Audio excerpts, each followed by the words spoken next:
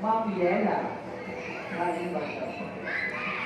Ma'am Yela. And who's with you today? Ano ba ang Hi po. Hello. Hi guys. Any last words po? Sorry.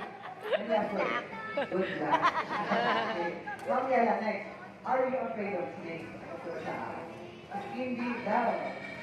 Di ba takot naman? So, this is going to be easy for you. So, all you have to do is...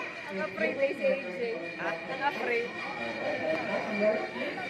First, I want to start ginger tea. Ginger. Okay, I'll show you. First is hold here, and the other hand is like it. Just like it. Ganun lang. Okay? Okay? Ingat ako sa mga Kaya mo na kayo na ako eh. Ayun. Labas ka na. Sige na. Diba, dito tayo. Level 2 naman. Level 2, I want to feel down his body from here, both hands down to his tail. Yan. Sige mo lang sa tail. Okay, dalawang kamay dito. Yan. Good. Hindi siya nakala. Okay, ingat ako si Ma'am Yela.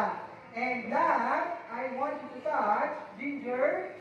Hey! Okay, ready na? Di ba kumain? For how long?